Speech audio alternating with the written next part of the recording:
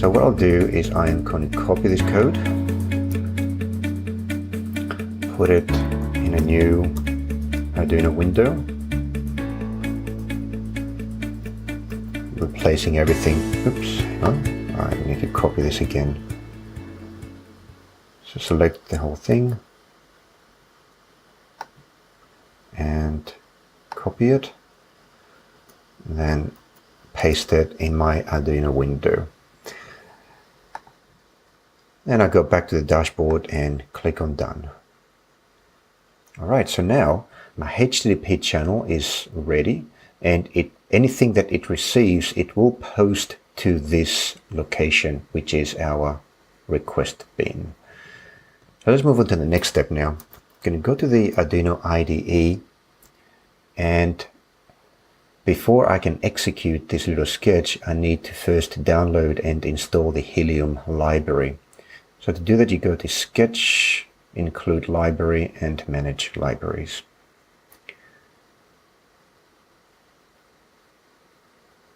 And in here, search for Helium.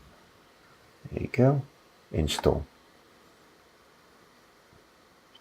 Now the library that you just installed, you can click on More Info in order to get more information about it. Is available for you to look at and play around with the source code right here on GitHub. I will use this source code to make a few references and explain a couple of things in a minute. Back to the Arduino IDE, you can go to File, have a look at the examples that come with the Helium library, and let's see, Helium is down here. You can have a look at the basic sketch.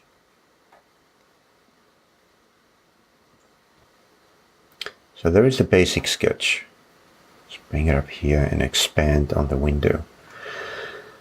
I prefer to use the basic sketch rather than what comes as an example from the dashboard. They are almost identically the same, but with the basic sketch you also get the board.h header file, which contains a configuration for your Helium Atom device. Of course, you can always copy that and create a new tab here with the name board.h and just paste this information right there. Now you can use either one without any issues at all. Let's have a look at the contents of the basic sketch.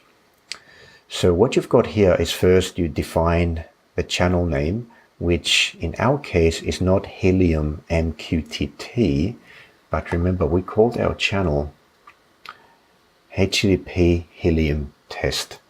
So we must copy that and then put that name here in the channel name definition. Then we've got in line 15 where we create the Helium object, which basically tells the object, the C object with the name Helium, about how to communicate with our Atom device. So Atom serial, if you can go to the board.h file, you can see that here Atom serial is defined as a software serial port that is connected to digital pins 8 and 9 on the Arduino. So digital pins 8 and 9 on the Arduino are where we implement the software serial port that allows Arduino and Atom communication, which is a default one in the board.h file. But in my case, I made a little change and just give you a closer look. Instead of using pins 8 and 9, I'm using pins 7 and 8 instead. That's because I've connected on my prototyping board, I have connected the LED to digital pin number 9.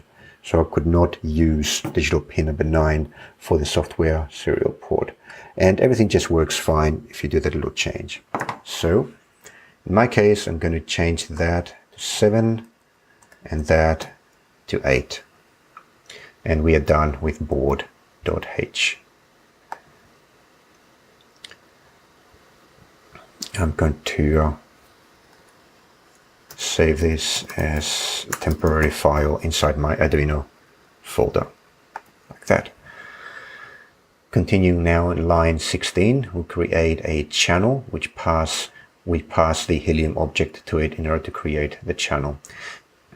Inside void, I'm going to make another little change. I'm going to change that to serial.println, just a message to say that it's starting. Then in line 27, we start the communication between the Arduino and the Helium Atom module. And then in line 30, we get the Helium Atom module to connect to the Helium network with the Helium_connect instruction. And finally, we actually specify the channel to which we want to send the data. Remember that we have multiple channels here. So we've got a few channels available. Each has its own unique name, and you need to specify the name of the channel that you want to connect to up here in line 13, and then you need to actually establish that connection with that channel here in line 35.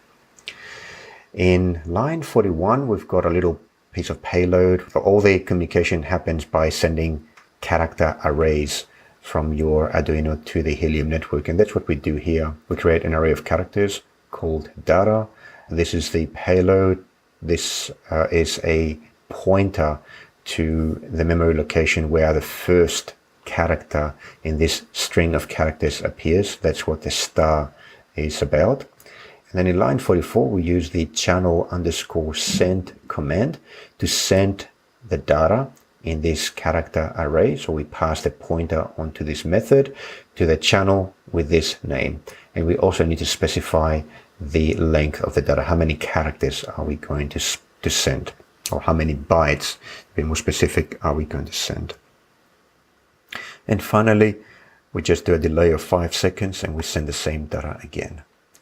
So let's try this out. I'm going to plug my Arduino to my computer and double check that I've got the right configuration on my Arduino IDE, and then upload the sketch to the Arduino.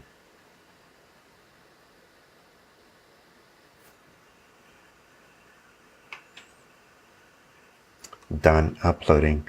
Let's have a look at the serial monitor. So starting, and have a look at the channel. So the channel we just created and we're using right now is this one here, http://helium_test. Let's drill into that.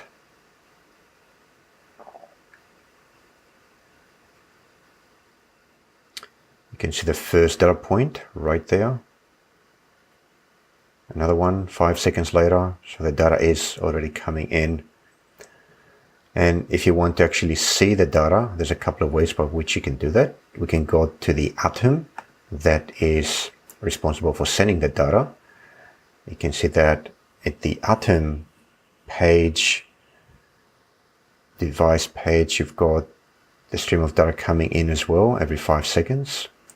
And we've got a debug log, which I've turned on. I've got debug mode on, and you can see the message that we just sent. How about the request bin? So all the data up to now, we can see that it does arrive into the Helium network, but does it actually bounce over to the request bin? Let's check that out. So go into the request bin, and I'm going to refresh the page. And you can see that's already quite a few payloads that have been delivered. And the latest one is the one at the top of the page. And look at the raw body of the message, and that's where you'll see the message that our Atom device sent over to the Helium network and then bounced from the Helium network over to the request bin right there.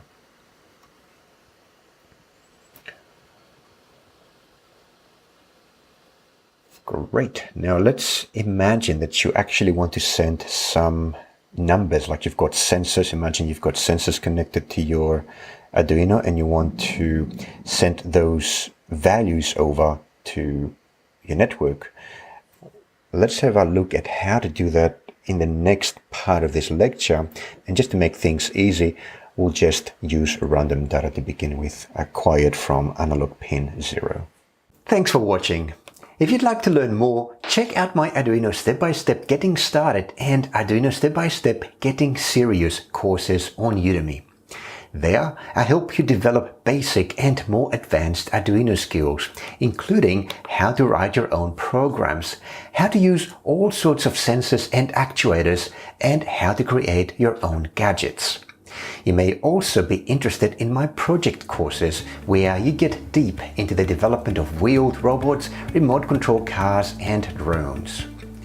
Please use the coupon code in the description below this video to get a YouTube exclusive discount to my courses.